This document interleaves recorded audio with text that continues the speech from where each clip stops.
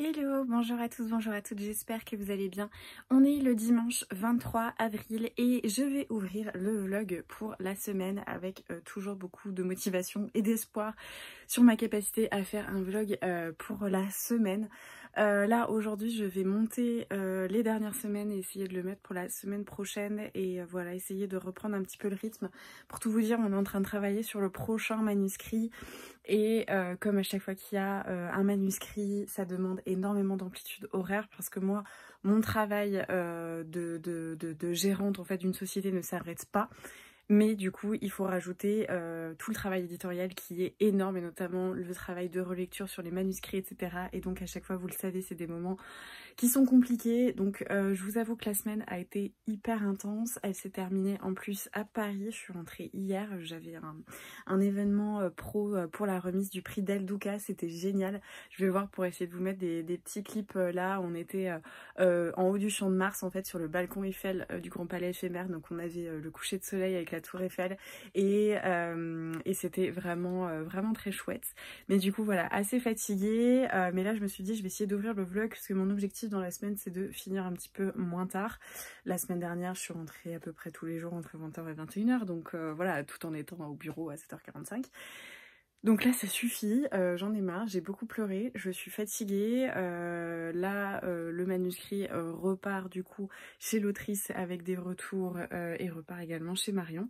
Donc le rythme devrait être un petit peu plus calme et je vais grandement en profiter parce que je vous avoue que là ça a été difficile. Mais bref, aujourd'hui journée particulière puisque c'est les 60 ans de ma maman, donc là on attend toute la famille, tout est prêt et j'avais à peu près voilà 30 minutes devant moi donc je me suis dit que j'allais prendre le vlog, l'ouvrir pour la semaine voilà avec beaucoup d'espoir et aussi j'ai beaucoup de choses à vous montrer puisque ces derniers temps j'ai commandé pas mal de livres. J'en ai acheté également hier à Paris et du coup voilà, je me suis dit que j'allais vous montrer ça. Je sais pas si vous allez voir mais il y a quand même pas mal de trucs. J'ai vraiment ouais, j'ai un petit peu craqué on peut dire. Mais en fait, voilà, j'ai reçu pas mal de choses, notamment tout ce que j'avais pu commander pendant que j'étais dans le Jura. Vous savez, dans le Jura, j'avais lu 3 livres, j'avais trop aimé, j'étais trop contente. Et du coup, j'avais envie de plein de littérature blanche. En fait, dans certains livres, ils mentionnaient d'autres livres, dans les biblios, ce genre de choses. Et ça m'avait donné hyper envie. Donc, j'avais commandé pas mal de choses qui sont arrivées petit à petit. Un des premiers, donc je l'ai déjà ouvert, c'est Les Vivants au prix des morts de René Frény. Vous savez, si vous avez suivi les derniers Vogue, ou en tout cas s'ils ont été publiés, que j'ai énormément aimé René Frény, que j'ai découvert dans Minuit dans la ville des songes. J'ai adoré son écriture, sa vision des choses. Et du coup, je me suis dit, eh bien très bien, je vais absolument tout lire de René Frény. Et du coup, j'ai commandé celui-ci qui a donc été le prix des lecteurs Gallimard en 2017. Et j'ai hâte, je sais pas trop de quoi ça parle, mais je pense que pour avoir parcouru très rapidement la 4e de couverture, qu'on est à Marseille et qu'il va y avoir, voilà, pareil, des histoires entre des populations un peu plus modestes, le pouvoir de la littérature, de la culture, de la parole. J'imagine que c'est un petit peu ça. On va voir ce que c'est, mais en tout cas, voilà, j'adore René Frény. Alors, ici, qu'est-ce qu'on a? Hop. En fait, j'avais commencé à ouvrir et je vous avoue que j'ai pas continué de regarder parce que je me suis dit que j'allais ouvrir tout ça avec vous. Mais du coup, Pierre Nora jeunesse, donc Pierre Nora de l'Académie française. Aucune idée de ce que c'est.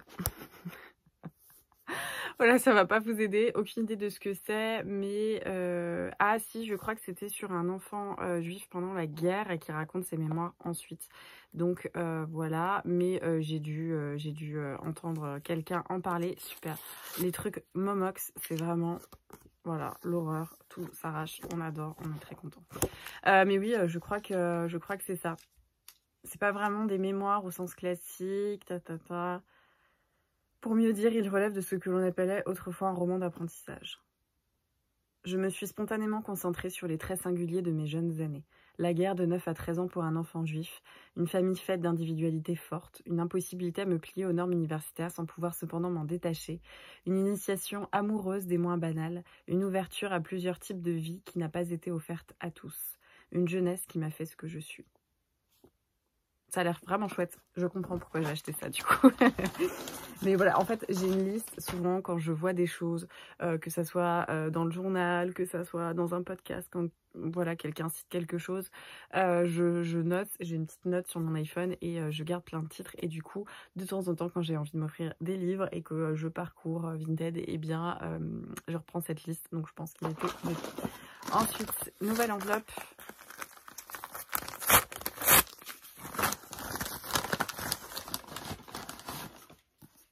Ah oui, Feu de Maria Pourchet. Je suis trop contente. En fait, je l'ai énormément cherché, ce livre en occasion. J'avais un petit peu des alertes partout parce que j'en avais beaucoup entendu parler, que ça soit Digli, Ovidi, même Pénélope Bagieux en a parlé. Vraiment, ça avait l'air d'être un texte assez fort. Dans une langue nerveuse et acérée, Maria Pourchet nous offre un roman vif, puissant et drôle sur l'amour. Cette affaire effroyablement plus sérieuse et plus dangereuse qu'on ne le croit. Voilà, il a l'air génial et je suis trop contente de l'avoir trouvé. Par contre, les éditions Fayard, je ne sais pas si vous allez le voir, j'essaierai de changer. Mais les pages sont tellement blanches qu'elles apparaissent un petit peu bleues. Je ne sais pas si vous avez vu ça. Et moi, ça me déplaît énormément. Je ne sais pas si on va pouvoir faire le comparatif. Est-ce qu'on voit quelque chose à ça? Oui, on voit la différence. Donc là, à la vidéo, le livre Gallimard paraît très jaune, mais c'est vraiment le livre Fayard qui est très blanc. Et ça, je trouve ça désagréable pour les yeux. J'aime pas du tout. Mais voilà, très contente d'avoir lu ce livre de Maria Pourchet. J'ai vu que beaucoup de gens en parlaient. Honnêtement, je sais pas trop de quoi ils parlent. J'ai pas envie de savoir davantage, mais je sais que beaucoup de gens ont dit que c'est très impactant, très puissant. Et ça m'a intéressée. Et dans ces beaucoup de gens, quand il y a Digli et Pénélope Bagieux, vous commencez à me comprendre. J'adore. Donc, voilà. Alors, ensuite, qu'est-ce que c'est que ça?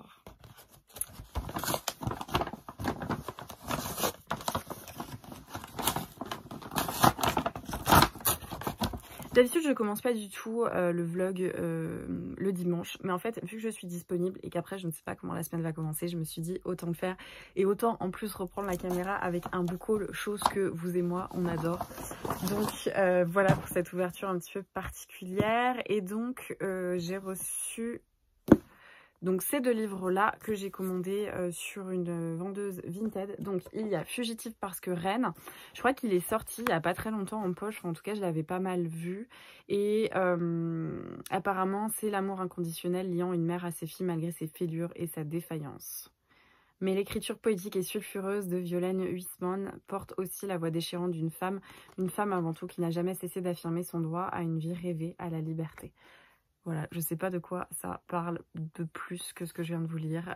Mais encore une fois, j'ai vu des critiques dithyrambiques. Franchement, ça c'est hyper agaçant. Voilà, super. Le truc a perdu son truc. Voilà, j'ai vu des critiques vraiment dithyrambiques. Donc je suis très contente de l'avoir eu. Et j'avais également commandé celui-ci, Mon maître et mon vainqueur. Encore une fois, merci les étiquettes juste ici. Qui arrachent absolument tout. Ah, un peu moins sur celui-ci, mais bon. Mon maître et mon vainqueur. J'ai retrouvé ma paire de ciseaux. Mais oui, en fait, je me rends compte que là, il y a vraiment beaucoup de livres. Mais mine de rien, j'ai quand même un peu lu ces derniers temps. Et je vous en avais parlé dans l'autre vlog. J'avais réussi à lire un livre. Là, je viens d'en terminer un. Je vais en parler furtivement là, juste après.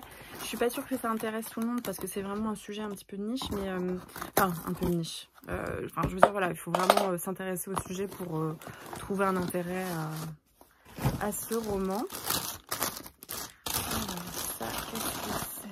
Ah oui, trop bien.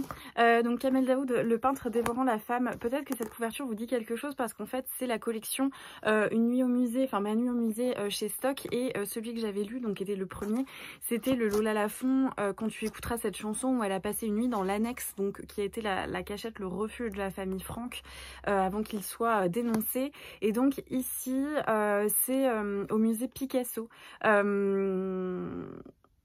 Et voilà, du coup, ça avait l'air hyper intéressant. Pour comprendre Picasso, il faut être un enfant du vers, pas du verset. Venir de cette culture-là, sous la pierre de ce palais du sel, dans ce musée, pas d'une autre. Pourtant, la nuit fut pleine de révélations. Sur le meurtre qui peut être au cœur de l'amour, sur ce cannibalisme passionné auquel l'orgasme sursoit, sur les miens face à l'image et le temps, sur l'attentat absolu, sur Picasso et son désespoir érotique. Ça a l'air hyper chouette. Voilà, j'avais très envie de lire ça.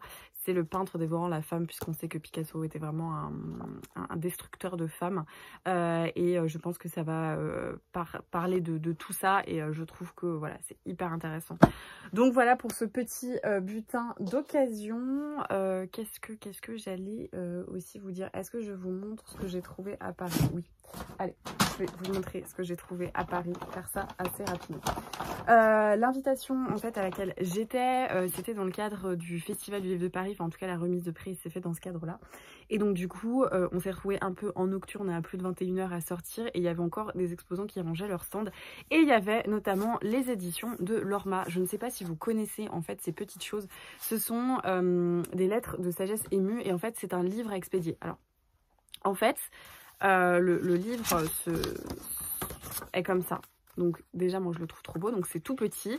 C'est, je crois qu'ils expliquent un petit peu. Je vais vous lire, ce sera un peu mieux expliqué que moi. Conçus pour être expédiés, les plis sont des livres reliés de petits formats recouverts d'une jaquette qui se transforme en enveloppe. La cohérence des plis tient autant à leur forme qu'à leur contenu, qui est lui aussi postal. Les textes de la collection sont en effet une sélection de correspondances qui offrent un regard inédit, intime et iconoclaste sur la biographie et le monde intérieur de quelques-uns des plus grands penseurs, artistes, femmes et hommes politiques de tous les temps. Et donc voilà, c'est des extraits de correspondances sur des thématiques un petit peu particulières. Et en fait, vous avez donc cette petite jaquette qui, quand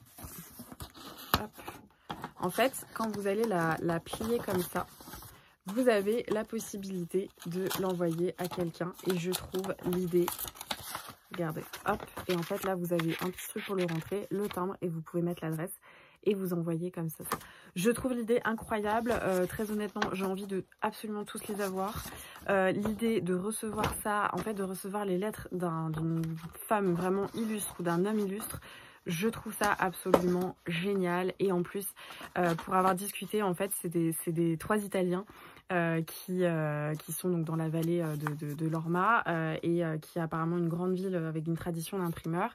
Et en fait, ils ne faisaient pas du tout ça à la base. Ils ont hérité, en fait, et ils se sont dit, on va faire ce projet totalement dingue. Et donc, il y a beaucoup il y en a pas mal pour le moment, il me semble. Et en fait, on voit là un petit peu, vous avez Stendhal, Leopardi, Austen, Woolf, Pessoa, Voltaire, Verdi, Nietzsche, Shelley, Poe, Kafka, Dickinson, Baudelaire, Gramsci, Bronte, Rilke, Napoléon.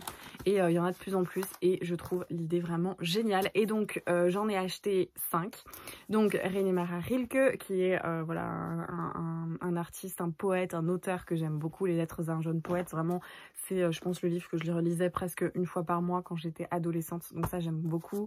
Zweig, j'aime énormément Stefan Zweig. J'en ai lu, je crois que j'ai tout lu d'ailleurs de Stefan Zweig. Donc il me reste juste le livre de Marie-Antoinette. Sinon j'ai tout lu.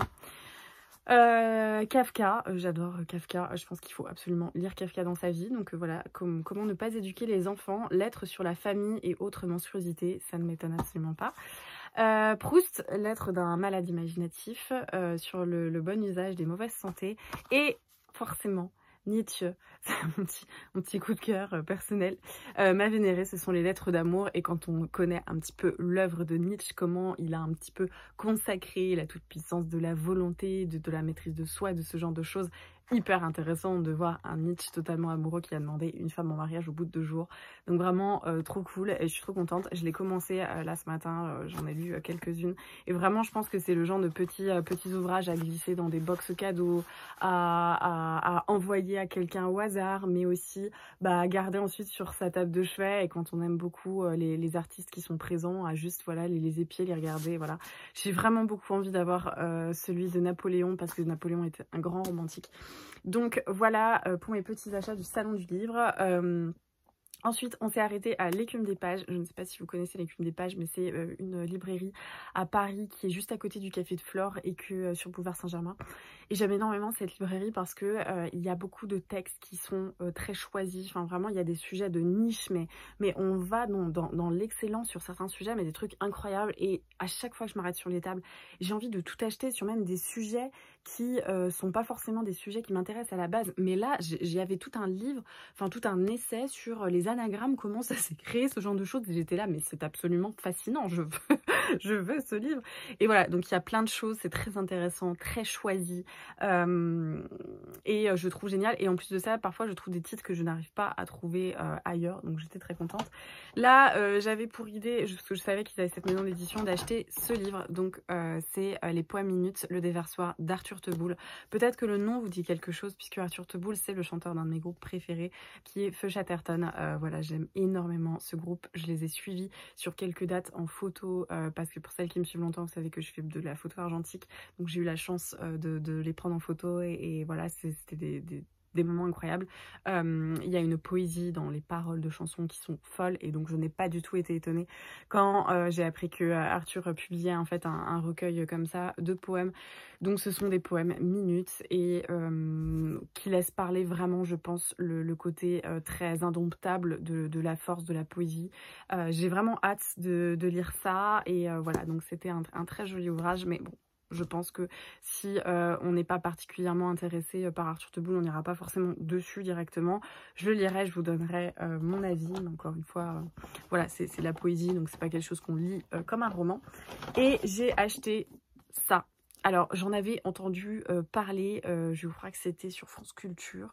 Donc, c'est Georges Didier Huberman et c'est Brouillard de peine et de désir. Et en fait, c'est tout un essai sur l'affect, comment l'affect va influencer l'art dans tous les médiums possibles, comment ça va impacter l'écrit, la création artistique. Enfin, vraiment, ça a l'air trop bien, et je trouve que ça a l'air passionnant. Donc, c'est un essai. Mais voilà, affect, émotion, passion, forces ou faiblesses. Spinoza, Nietzsche et Freud, qui osaient écrire que l'état émotif est toujours justifié, en ont établi la puissance, en dépit de l'impouvoir même où nous nous trouvons lorsque nous sommes émus. Mais de quel genre de puissance s'agit-il? Comment se déploie-t-elle? Où situer sa fécondité? Quelle transformation produit-elle dans l'économie de nos sens, comme dans l'organisation même du sens? Ça a l'air incroyable, ça a l'air passionnant, mais effectivement, ça n'est pas un roman, je pense que c'est un essai, je pense même que c'est peut-être une thèse qui a été lue en roman, je sais pas trop, mais ça a l'air vraiment trop bien. Moi, c'est des sujets qui me passionnent, donc je suis trop contente. Je sais pas si je vous en parlerai comme ça, si ça vous intéresse, mais en tout cas, ça a l'air vraiment trop bien. Évidemment, qui dit Paris dit passage chez Boulinier. Vraiment, moi, aller chez Boulinier, c'est ma passion. Heureusement que je ne suis pas là-bas. Donc, j'ai acheté pas mal de livres. J'en ai eu pour 6,50 €. J'étais trop contente. J'ai d'abord trouvé ce livre de Sylvain Prudhomme, Par les routes, qui est... Alors Sylvain Prudhomme qui a écrit quand même beaucoup de livres, surtout sur la nature, sur des états contemplatifs, etc. Là, ça a l'air d'être une rencontre un petit peu en France, dans les années peut-être, je sais pas, 90, 2000, j'en sais rien. Honnêtement, il n'y a pas trop de dates. J'ai retrouvé l'autostoppeur dans une petite ville du sud-est de la France après des années sans penser à lui. Je l'ai retrouvé amoureux, installé, devenu père. Je me suis rappelé tout ce qui m'avait décidé autrefois lui demander de sortir de ma vie. J'ai frappé à sa porte. J'ai rencontré Marie. Ça a l'air trop bien. Ça a l'air trop bien. Donc voilà, je me suis pas que arrêtée à cette 4e de couverture. J'en avais entendu parler, ou je ne sais plus. Mais en tout cas, cette couverture, ce titre, etc. Voilà, ça me disait forcément quelque chose. Donc c'est pour ça que il est parti avec moi et je l'ai payé 1 €. Il est dans un état vraiment parfait, de chez parfait. Ensuite, alors je vous en avais parlé, ça je sais que le vlog était sorti, donc je peux le dire. Je vous avais parlé du dernier livre d'Ovidie, La chère et triste hélas, publié chez Julliard dans la collection Photos de troubles, qui est une nouvelle collection que je trouve hyper intéressante. Je crois que c'est Juliette Spinoza qui l'a fait. Et il y a un autre livre qui est sorti dans cette collection, qui est Odile l'été, je crois, par Emma Becker. Emma Becker, j'en ai longtemps parlé sur cette chaîne, enfin, alors pas très souvent, mais une fois assez longtemps, quand j'ai vu La Maison, le livre qui retrace son expérience de 2 ans dans un bordel berlinois. Et je trouve Emma Becker très intéressante. Comme Ovidie, même si je suis pas toujours totalement d'accord, même si ça me questionne, je trouve passionnant le propos et j'adore écouter, me questionner et en retirer quelque chose. Et j'avais très envie de lire ce livre, mais c'est quand même un gros budget. Voilà, c'est je crois 17 € pour une centaine de pages. Enfin voilà, moi 20 € pour lire pendant 1 heure. Je sais que voilà, ça ne dépend pas que de ça le prix, j'en conviens tout à fait. Mais c'est vrai que voilà, j'avais pas le budget pour ça, donc j'ai un petit peu hésité, parce que voilà, je me suis fait plaisir à l'écume des pages, et j'avais plus le budget pour le racheter, même si je l'ai vu. Et en fait, voilà, on était à l'écume des pages. J'hésite à prendre ce livre de Emma Becker et je le repose. Je me dis, allez, sois raisonnable, là, tu peux pas te le permettre. Et on va juste après chez Boulinier et je tombe sur quoi? L'épreuve non corrigée de ce livre. Alors, je suis totalement contre acheter des épreuves non corrigées parce que les épreuves non corrigées, normalement, sont invendables. On n'a pas le droit de faire ça. Mais là, il était à 50 centimes et je me suis dit, mais en fait, j'ai trop envie de lire ce texte. Pour le moment, je peux pas me permettre de l'acheter. Allons-y. Donc voilà, je suis tombée. Mais vraiment, le truc hyper random. Enfin, vraiment, j'ai trouvé ça hyper curieux. Donc je l'ai pris, 50 centimes, et je vais pouvoir le lire. Donc je suis assez contente. Ensuite, j'ai trouvé le rapport de Brodeck de Philippe Claudel. Aucune idée de quoi ça parle. Je sais juste que je l'avais vu sur le compte Instagram de quelqu'un. Encore une fois, je ne sais pas qui c'est. Voilà. En fait, mon esprit, je pense, sélectionne des titres comme ça et qui se dit « Ah, mais tiens, il faudrait peut-être que je le lise ». Et donc là, le livre était à 50 centimes et voilà, je suis très contente de l'avoir trouvé. Je vous en reparlerai assez rapidement, mais aucune idée de quoi ça parle. Ensuite, j'ai trouvé Un chien à ma table de Claudie Hunzinger, qui est artiste plasticienne. Et alors, j'ai pris ce livre parce que vous allez dire, mais vraiment, faut que je change de disque, et je suis bien d'accord avec vous, mais je peux pas m'empêcher d'aduler cette femme et cette danseuse d'une manière générale. Digli en avait parlé, puisqu'en fait Digli, tous les ans, elle va dans une toute petite cabane perdue au milieu de la forêt où il n'y a rien, où il faut faire du feu pour se faire à manger, où il faut faire du feu pour chauffer son eau et pour se laver, il n'y a rien autour. Et en fait, souvent, ça l'inspire un petit peu, et elle avait fait toute une story où elle expliquait un peu son process de pensée pour en arriver là, pour faire cette espèce de retraite, et elle a parlé de tout ce qui était féminin sacré, comment elle trouvait, voilà, en fait elle a cité beaucoup de textes comme ça sur des femmes qui parlaient du retour un peu à la femme sauvage, dans un état totalement voilà, abandonné, dans une petite forêt, comment on revient un peu à ce féminin sacré, et donc elle avait cité celui-ci, et quand je l'ai vu, bah, j'étais trop contente. Donc voilà, un chemin à ma table, un chemin à ma table. Un chien à ma table relie le féminin révolté et la nature saccagée. Si notre époque inquiétante semble menacer notre avenir et celui des livres, les poètes de temps de détresse sauvent ce qu'il nous reste d'humanité. Ça a l'air vraiment hyper cool. Donc voilà, trop hâte de voir ce qu'il en est. Et celui-là, voilà, il était à 3,50 €. Ensuite, j'ai trouvé Mai 67 de Colombe Schneck, qui est dans un état franchement plutôt parfait. Je sais pas trop de quoi ça parle, et honnêtement j'ai même pas lu la 4e de couverture pour tout vous dire, parce qu'en fait je sais pas si vous vous souvenez, enfin je vous dis ça comme si vous pouviez vous souvenir de toutes les lectures que j'ai faites, mais j'avais beaucoup aimé, je crois que c'était Nuit d'émeute à Brooklyn, Nuit de révolte à Brooklyn, je ne sais plus, mais qui reprend en fait les émeutes qu'il y a pu avoir à Crown Heights, donc dans les communautés juives racidim, à l'époque, je crois que c'est dans les années 90, et Colombe Schneck en a fait un écrit qui m'avait vraiment beaucoup plu. Il est sorti au livre de poche parce que je l'avais lu dans le cadre justement du prix des lecteurs du livre de poche, et j'avais vraiment apprécié ce livre, et j'avais beaucoup aimé l'écriture de Colombe Schneck, qui m'avait vraiment plu. Donc quand j'ai vu ce livre, je me suis dit pourquoi pas, allons-y. Je suis en train de me battre pour enlever les étiquettes. Donc voilà, mai 67, je vous en reparlerai. Et enfin, j'ai trouvé ce livre-ci, qui est Le poids des ombres de Marie Laberge. J'étais hyper étonnée d'avoir ce livre de Marie Laberge. Marie Laberge qui a écrit cette grosse saga familiale très connue, Le goût du bonheur. Alors que je n'ai toujours pas lu, hein, je crois que vous vous souvenez, j'avais commencé, et en fait j'avais dû la commencer en hiver ou en automne, sauf que on était dans un contexte dans le livre où la narration décrivait un peu des espèces d'atmosphères chaudes. Enfin, en tout cas, ça faisait pas trop hiver, et du coup, j'étais un peu déconcertée, et j'avais pas du tout envie de ça. Moi, quand j'aime une saga, une fresque familiale, j'aime bien qu'elle soit en hiver. Enfin, en tout cas, c'était pas le moment. Mais du coup, voilà, Le poids des ombres. Et je me suis dit, bah pourquoi pas, à 50 centimes, je vais découvrir La plume de Marie Laberge. Voilà pour cet énorme book haul. Franchement, regardez, ça fait longtemps que je vous ai pas fait un truc comme ça. Waouh. Ça fait vraiment longtemps que j'ai pas fait un truc comme ça. Mais du coup, je suis trop contente, ça me met en joie, et ça me donne d'autant plus envie d'un peu moins travailler la semaine prochaine pour pouvoir bouquiner. Donc voilà pour toutes ces petites choses que je voulais voir. Ah si, j'ai reçu un colis et alors je suis trop contente, je vais l'ouvrir avec vous. Il faut savoir que sur la boutique, donc effectivement, on n'a pas de service d'expédition, etc. C'est nous qui le faisons tout le temps. Et donc, on fait les bordereaux, on fait un peu tout. Et il y a une cliente où on est toujours trop contente d'avoir une commande d'elle avec Marion. C'est Hermione. Voilà. Donc, à chaque fois, c'est vraiment notre truc. Dès qu'on prépare ou qu'on fait les bordereaux d'Hermione, on le prend en photo parce qu'on est trop honoré qu'une Hermione qui vit au Royaume-Uni achète nos livres. Vraiment, c'est le truc qui nous fait plaisir. Voilà, on trouve les petites joies comme on peut dans la logistique et la manutention. Et bien, Hermione en fait partie. Et l'autre jour, je rentre chez moi très tard. Il était 21h30 quand je suis rentrée à la maison. J'avais passé une journée horrible. Je rentre à moitié en pleurant parce que vraiment, là, mon corps, mon esprit, tout me dit stop, tu n'en peux plus.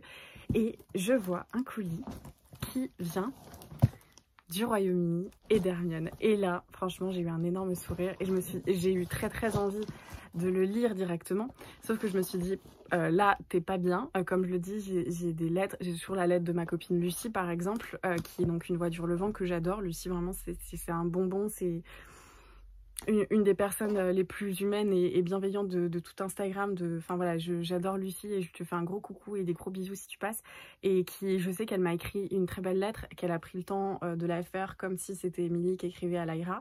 Et en fait, je n'ai pas eu le temps de me poser émotionnellement, j'étais pas prête à ça. Et en fait, je me dis, mais au lieu de la lire vite fait, de la poser, de me dire j'écrirai plus tard, je préfère attendre et ça peut paraître pour de l'impolitesse et j'en suis navrée. Je sais qu'il y a certains colis où j'ai toujours pas répondu, mais en fait, vraiment, j'ai pas beaucoup de temps, j'ai pas beaucoup d'espace pour le faire et je veux vraiment le faire en pleine conscience. Et c'est pas de l'impolitesse, c'est vraiment un manque de temps, mais c'est aussi une conscience de je veux vous donner toute l'attention que vous m'avez donnée et bah voilà, j'ai pas envie de faire les choses rapidement. Et du coup, la lettre de Lucie, c'est pareil. Et j'ai pas du tout envie de le faire très vite fait. J'ai également là reçu une lettre et je pense que c'est Shirley. Shirley ou Shirley, je ne sais pas comment on le dit. Je pense que c'est une lettre aussi parce que voilà, je vois ce qu'il y a. Je vais attendre d'être bien dans la semaine, d'avoir un petit peu de temps. J'aimerais bien prendre mon mercredi après-midi, donc voilà, ça passera peut-être comme ça. Mais voilà, et donc du coup, je me suis dit un petit peu pareil l'autre soir, j'ai pas du tout envie d'ouvrir le colis et de pas l'apprécier parce que vraiment j'allais juste dormir. Mais là, je vais le faire avec vous parce que j'ai trop envie et que je trouve ça vraiment trop mignon. Il y a marqué fragile. Le colis est arrivé depuis le Royaume-Uni, donc on va voir ça.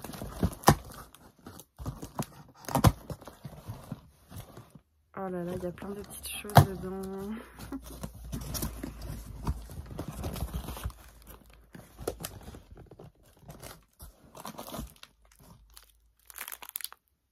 Oh, il y a plein de trucs. C'est trop mignon. Il y a une petite lettre.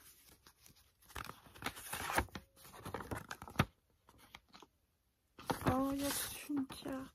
Alors déjà, la carte est trop belle.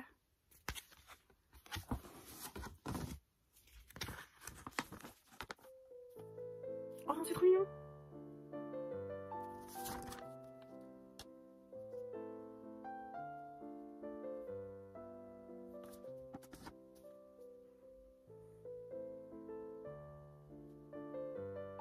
Oh, en plus elle vient du Jura.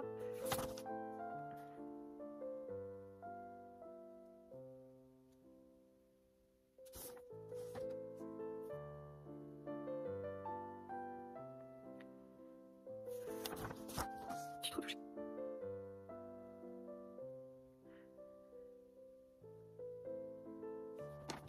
C'est rigolo parce que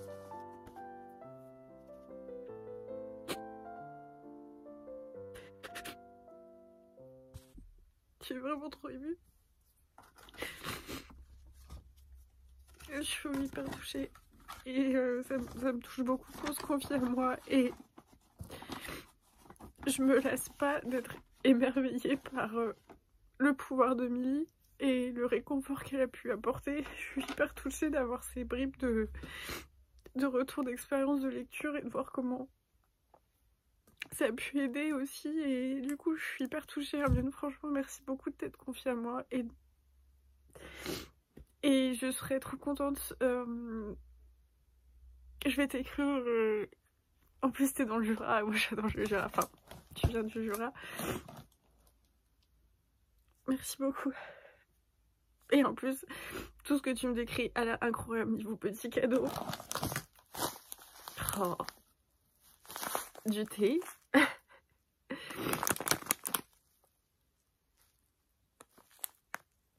C'est un thé noir, c'est mon préféré, le thé noir, qui vient de Plumpton Park. Je ne sais pas où c'est. Donc c'est rigolo, on dirait un paquet de café. Sur le coup je me suis dit que c'était du café. Donc Yorkshire Gold, je suis trop contente, j'adore. Ah c'est trop drôle. C'est validé par, par la couronne. Le thé noir c'est ce que je préfère, c'est ce que je bois le plus.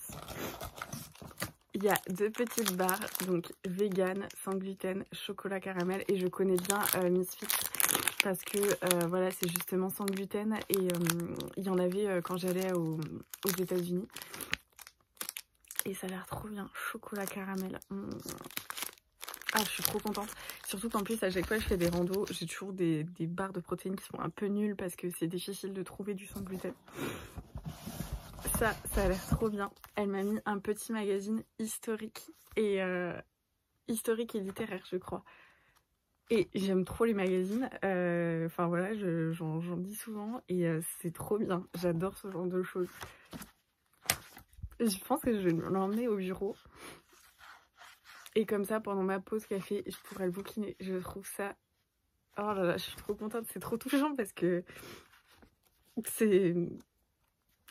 Tout me plaît. Et en fait, vous allez vous dire à chaque fois que je dis que tout est génial, etc. Mais c'est vrai, en fait, parce que comme j'en discutais avec Mathilde au book club de Chloé à Nevers, elle me disait j'ai l'impression de te connaître. Et en fait, quand je vois les petits cadeaux qu'on m'offre, mais c'est tellement ça. Et je me force pas à dire que ça me plaît, c'est juste que j'aurais pu m'acheter toutes ces choses-là. Et du coup, je suis trop touchée.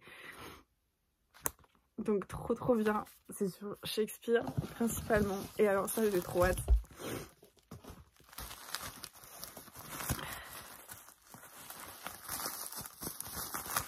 Je suis trop gâtée.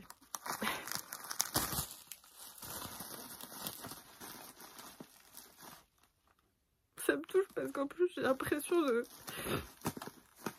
Ma chaîne YouTube elle est hyper importante pour moi parce qu'elle m'a aidé beaucoup. Et en ce moment j'ai pas le temps et du coup ça me rend triste parce que bah, j'ai pas envie que vous pensiez que je pense plus du tout, que je prends plus de temps pour vous. Enfin c'est bizarre de dire ça mais vraiment c'est quelque chose qui me manque et je fais vraiment comme je peux. Et du coup je me dis mais voilà, je réponds pas, je poste n'importe comment et je mérite vraiment pas tous ces petits trucs.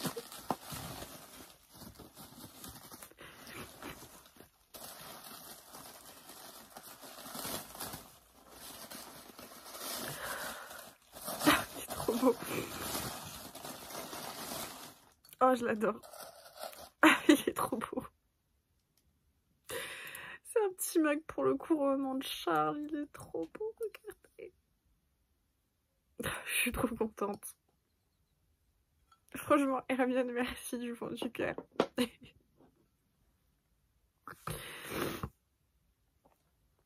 Oh, je suis beaucoup trop contente. Merci beaucoup, franchement. Merci.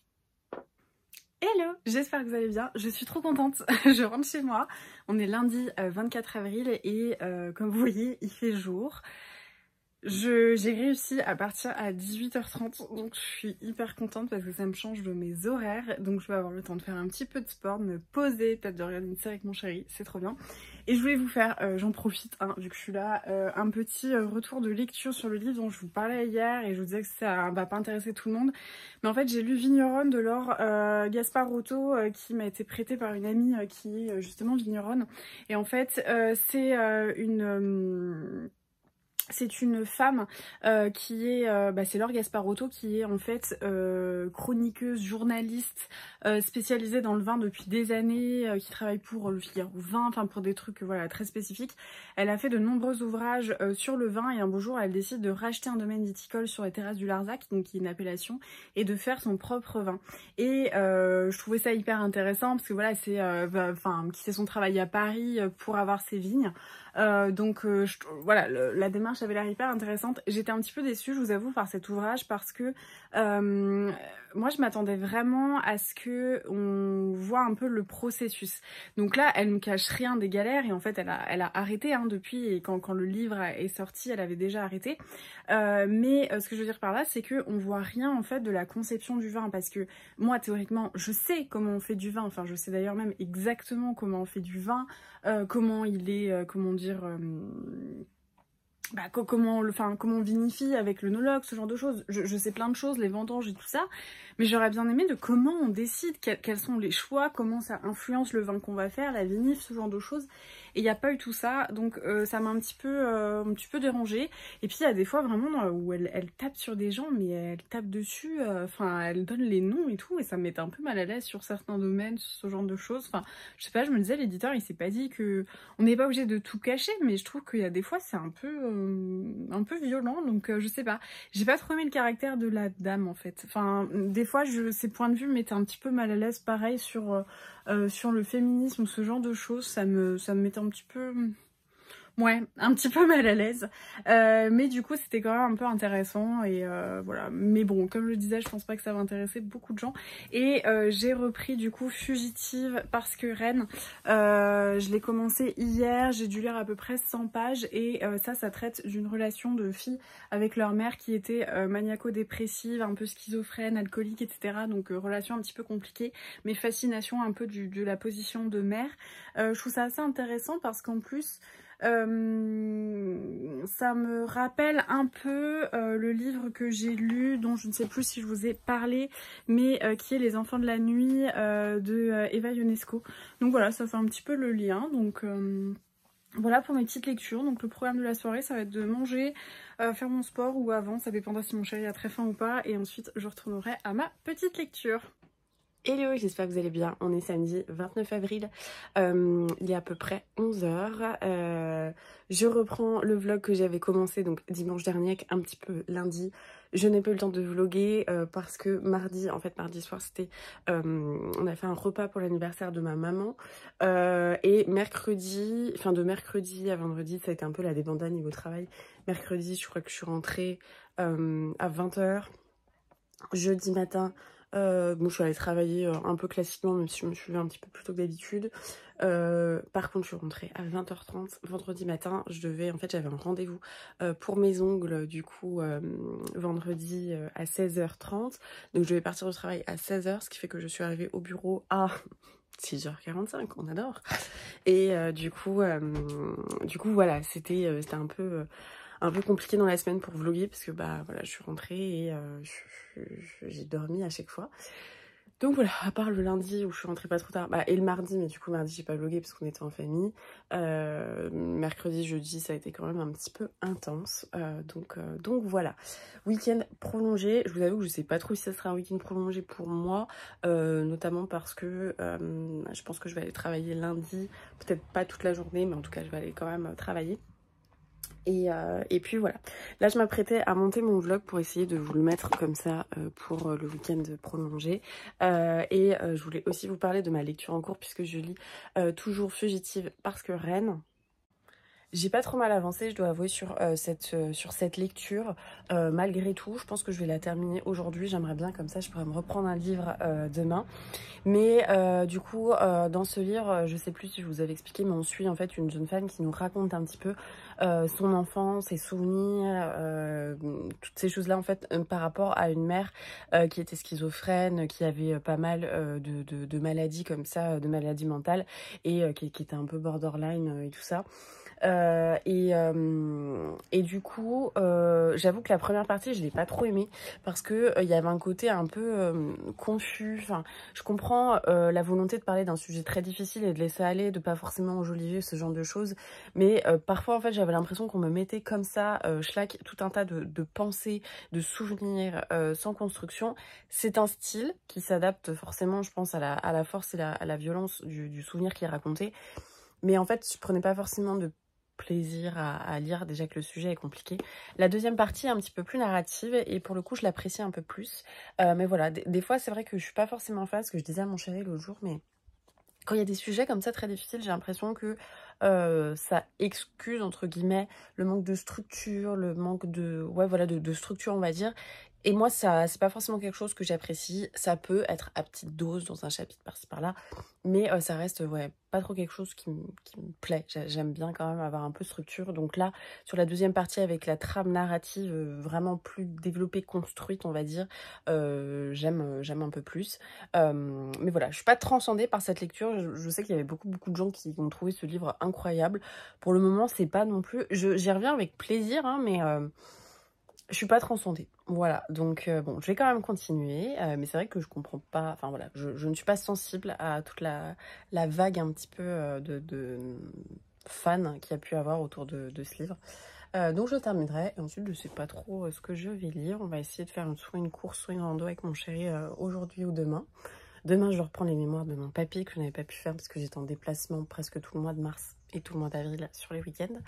Donc je reprends les mémoires de mon papy et enfin c'est 1 heure, hein, c'est anecdotique mais voilà. J'essaie de pas faire plus d'1 heure pour pas trop le fatiguer.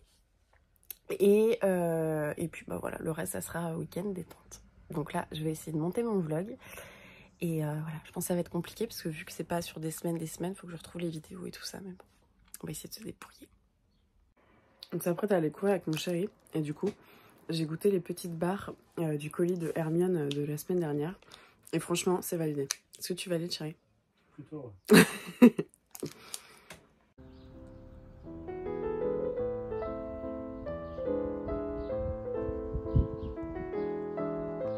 On était à peine rentré de course que mon grand-père nous appelait pour décharger son bois. Donc bon, on a à peine eu le temps de se poser, enfin on s'est pas posé d'ailleurs, et on a dû direct aller aider à décharger le bois, donc c'était un peu sportif, mais voilà, donc là on est rentré, il est 16 h, on n'a pas mangé à part notre petit déj et un petit truc de prot avant d'aller courir. Donc vu que je suis un peu entre, enfin on est un peu entre deux, je pense que je vais faire des espèces de petits pancakes un petit peu protéinés avec de l'avoine et du fromage blanc et des œufs. Voilà, on va voir ce que ça donne et ensuite on va se poser, bouquiner tranquillement, enfin faire nos petits trucs et puis voilà, je vais regarder si j'ai pas une banane un peu pourrie à mettre dedans. Ah ouais, elle est un peu trop pourrie. Mais bon, voilà le programme. Petit goûter du coup avec ces pancakes improvisés. J'ai mis une banane qui était un peu mûre, 2 cuillères à soupe bien chargées de fromage blanc 0%. J'ai mis 2 œufs. Ensuite, j'ai complété avec...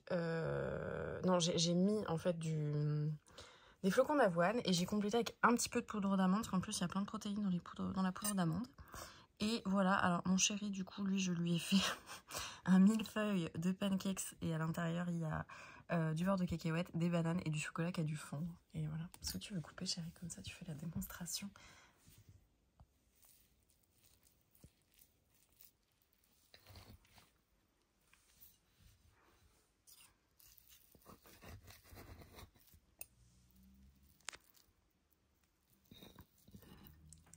Waouh!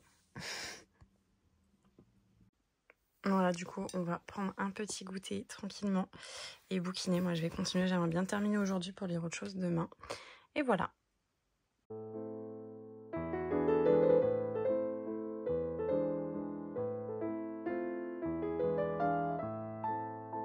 Hey, on est toujours samedi. Il est à peu près 18 h.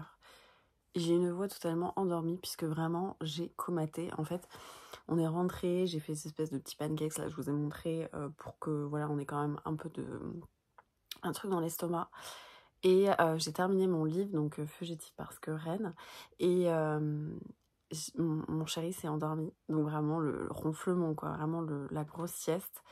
Et moi, je lutte depuis tout à l'heure pour ne pas m'endormir. En fait, je sais que si je dors maintenant, ça va être trop tard par rapport à l'heure du coucher ensuite. Mais là, je vous avoue que je suis en train de m'endormir, mais quelque chose de bien. Et j'ai tout qui se relâche, les jambes, un petit peu les bras aussi, vu on a manipulé tout le bois tout à l'heure. Donc, c'est pas incroyable. Mais voilà, je sais pas encore ce qu'on fait ce soir. Je pense qu'on va peut-être se mettre un petit film. Je vais regarder ce qu'on pourrait regarder.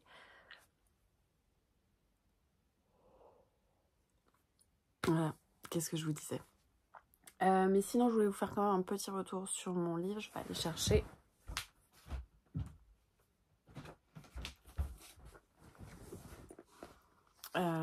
Voilà, donc je voulais vous faire un retour sur Fugitive parce que Rennes, honnêtement, j'ai pas trouvé ça transcendant. Après, voilà, ça n'est que mon avis. Mais j'ai trouvé que, en fait, il y a la dernière partie, si vous voulez, sur... comment ça s'appelle? Sur un des derniers événements, on va dire, qui se produit, en fait, qui est un peu, voilà, la fin de plein de choses, d'un cycle, etc. Et c'est une partie qui fait vraiment très très peu de pages. Je crois que ça doit faire quoi, 40 pages.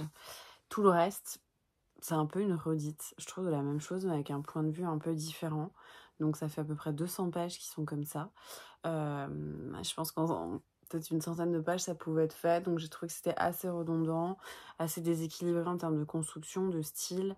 Et du coup, j'ai pas forcément réussi à être beaucoup touchée par tout ça parce que, bah, voilà, en fait, on avait beaucoup de redites et c'était assez lassant, en fait. Donc, moi, je suis un petit peu passée à côté dans l'émotion. J'ai trouvé qu'il y avait des choses intéressantes, le regard d'une mère, le regard d'une femme, avec cette femme qui avait une vie totalement dévergondée, entre guillemets, où, voilà, elle s'adonnait à tous les plaisirs de la chair. Enfin, voilà, elle était avec un mari qu'elle aimait beaucoup, ils s'aimaient, mais ils étaient très infidèles, ils parlaient d'union libre, mais voilà, c'était vraiment une relation assez toxique, elle avec son corps, avec ses aspirations, femme, mère, enfin, il y avait des choses intéressantes, mais j'ai pas forcément trop aimé la manière dont ça a été exploité, du coup je suis restée un petit peu sur ma faim, je dois l'admettre. Et sur la fin, en fait, j'en avais marre parce que quand je continuais à terminer la deuxième partie, je me disais, mais j'ai déjà tout lu, c'est dans la première partie, c'est juste que le point de vue n'est pas le même et je trouvais ça assez dommage. Donc voilà, pour moi, c'était un 2,5, 3 sur 5, même si bon, je sais jamais trop comment mettre mes notations, je vous avoue, parce que c'est jamais franc. Enfin, voilà, je sais pas, mais je leur ai mis 2,5, 3 à peu près. Donc voilà, je ne sais pas encore ce que je vais reprendre comme lecture. Je pense qu'on va regarder ça. Hello, j'espère que vous allez bien. On est dimanche, il est 15h20. Ce matin, la matinée était assez productive, même si c'était plutôt court. On s'est levé, je crois, à 10h, 10h20 avec mon chéri. On a dormi 11h. Ça fait trop du bien. Moi, le week-end, je suis une vraie marmotte. Je rattrape vraiment mes carences en sommeil de la semaine. Et mes grands-parents sont venus déjeuner. Et du coup, vu que ça faisait plusieurs dimanches que je n'avais pas pu le faire, là, j'ai repris la collecte des mémoires de mon papy. Donc, on a fait 1 heure. J'essaie de pas faire plus pour pas trop le fatiguer. Et donc là, bah, voilà, j'ai mon dimanche après-midi. Donc moi, c'est pas forcément un dimanche... Enfin, c'est un dimanche classique parce que demain, je vais aller travailler. Donc du coup je vais en profiter. J'ai sorti ce livre-ci, donc Le peintre dévorant la femme. Vous savez, c'est sur Picasso dans la collection Une nuit au musée. Donc je pense que je vais le lire et me mettre en objectif de le lire cet après-midi. Là je pense qu'on va sortir avec mon chéri pour aller bouquiner dehors parce qu'il fait beau. Et après je ferai mon petit sport. Enfin bon, un dimanche somme toute assez classique, mais je vous emmène quand même avec moi.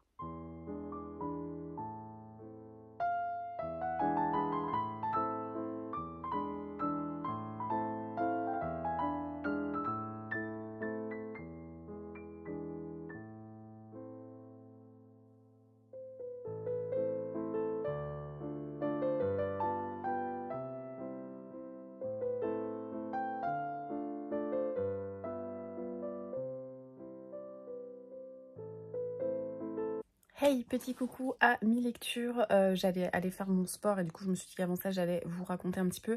J'ai lu à peu près 90 pages sur 200, donc on va dire que je suis presque à la moitié. Je vous avoue que je suis assez dubitative et que je m'interrogeais pour savoir si j'allais continuer ou pas. Je trouve hyper intéressant en fait toute l'analyse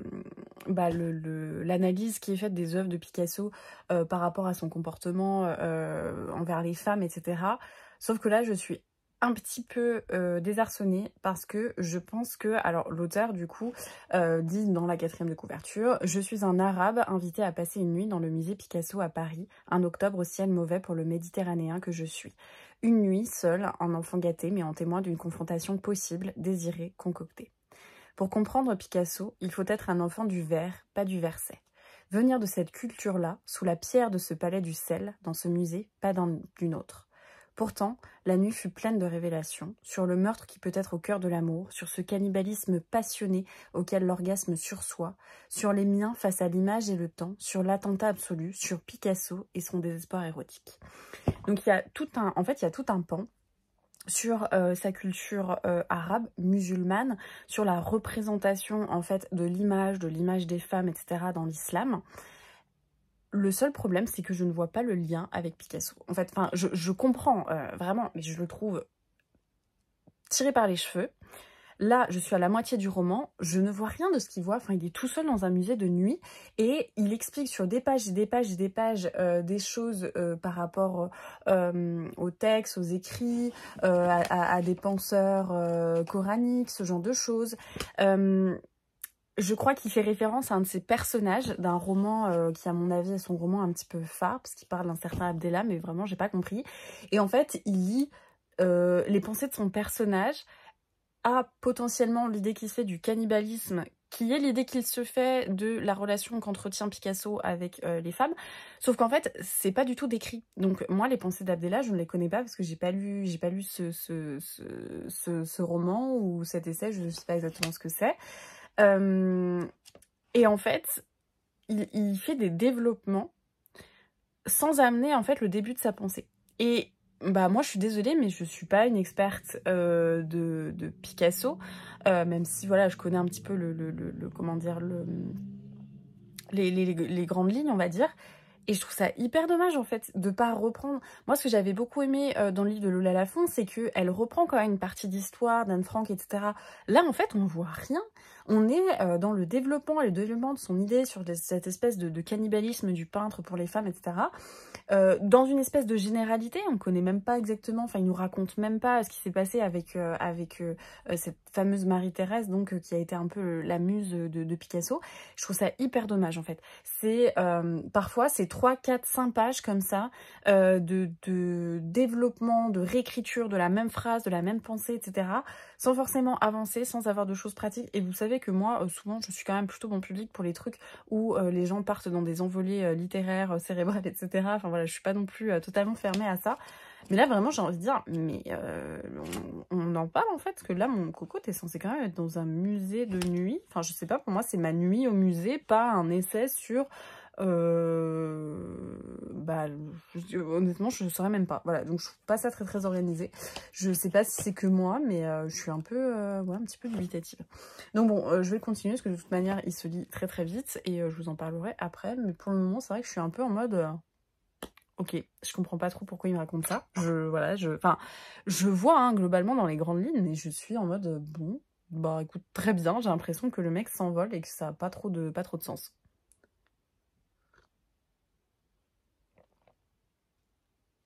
Enfin bref, je vais aller faire mon petit sport et je continuerai et je vous en parle plus tard et puis je verrai la lecture que je reprends pour la prochaine semaine et puis voilà. Hey, on se retrouve un peu plus tard, on est toujours dimanche, je n'en reviens pas, j'ai pas du tout vlogué autant que ça depuis un petit moment, mais en même temps, j'ai pas eu 2 jours de week-end depuis très longtemps, donc ça s'explique. J'ai terminé du coup Le peintre dévorant la femme, et honnêtement, je crois que j'ai mis 2 sur 5, si pas 1 sur 5. Hyper déçue, voilà, on est resté un petit peu dans ce truc autour, enfin...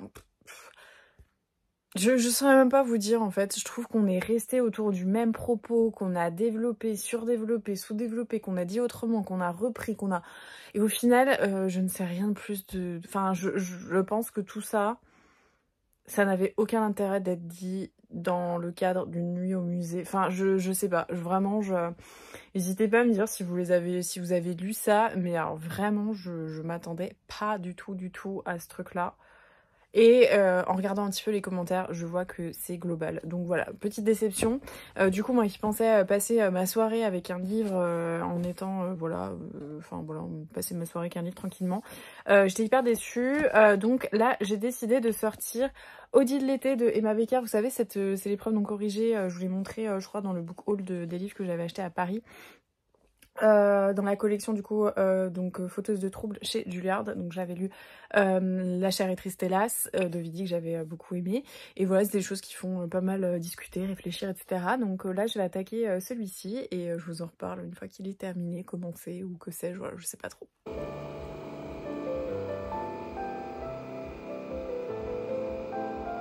Hello, bienvenue dans une nouvelle semaine de vlog. On est le lundi 1er mai et je suis au bureau. J'ai profité, voilà, enfin j'ai profité pas du tout. Je suis venue bosser ce matin parce que bah, j'ai tellement de travail que déjà qu'en 5 jours c'est compliqué, en 4 je vous explique même pas. Donc je suis venue travailler. J'ai fait mon petit café et voilà, l'idée c'est de bosser, enfin voilà, de pas non plus trop bosser aujourd'hui et de pouvoir repartir pas trop tard. Là j'aimerais bien avoir encore 2 heures de boulot, il est à peu près 11 h, et de pouvoir rentrer à la maison. Mais voilà, du coup ce matin je me suis pas levée comme d'habitude, j'ai mis juste mon réveil à 8 h et puis voilà, c'est pas habituel que j'ouvre le vlog le lundi ni que je l'ouvre au bureau, tout simplement parce que bah, maintenant j'ai du monde avec moi, en tout cas en stage, j'ai plusieurs stagiaires et bah, du coup je peux pas trop, enfin je suis un petit peu mal à l'aise, donc c'est pour ça que vous me voyez jamais au bureau. Mais voilà, du coup pour cette petite ouverture de vlog, hier j'ai terminé, j'avais pris des petits gâteaux pour mon café, je les ai oubliés. Hier j'ai terminé Audit de l'été d'Emma Becker que j'ai beaucoup aimé. C'était un livre un petit peu sur la recherche du désir, sur toute la notion de fantasme, la notion également de fantasme, de désir, d'excitation, ce genre de choses. J'ai trouvé assez intéressant, mais encore une fois, Emma Becker, c'est des sujets qui traitent beaucoup de la sexualité, de l'érotisme et ce genre de choses. Donc c'est peut-être pas forcément ce qui vous intéresse. Mais en tout cas, c'était sympa, franchement, je l'ai vu d'une traite et ça m'a un peu réconciliée avec ma journée de lecture puisque j'avais commencé par lire Le peintre dévorant la femme. Ça a été une grosse déception, donc voilà. Je sais pas trop ce que je vais reprendre pour commencer la semaine, mais je pense qu'on verra ça tout à l'heure. En attendant, je vais retourner travailler, essayer de finir tout ce que j'ai à faire et je vous retrouve plus tard dans la journée.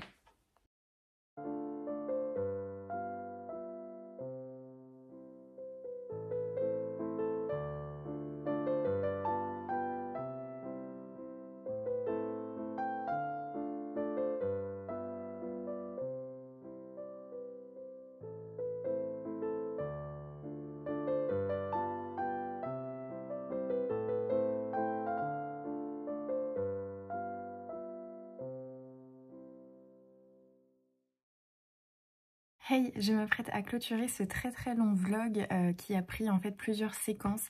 J'espère que vous aurez apprécié passer ce moment en ma compagnie. J'essaye de revenir, j'essaye de remettre un petit peu les vidéos dans l'ordre, etc. Et voilà, j'espère en tout cas que ça vous plaira. Mais du coup, voilà, j'essaye, je pense à vous très souvent et j'espère que vous me tiendrez pas trop rigueur d'avoir ces vlogs tout décousus et que bah voilà, vous apprécierez avoir vu un petit peu ces derniers moments. En tout cas, merci beaucoup à celles qui restent fidèles malgré cet emploi du temps de vidéo complètement chaotique. J'espère que vous trouverez des conseils lecture, des moments de tea time, des moments de détente, des moments de book haul et que voilà, la vidéo vous plaira. En tout cas, merci beaucoup d'avoir regardé cette vidéo. Comme toujours, n'hésitez pas à mettre un petit pouce, un commentaire, à vous abonner si ça n'est pas déjà fait. Et en attendant la prochaine vidéo, je vous embrasse et je vous souhaite de très bonnes lectures.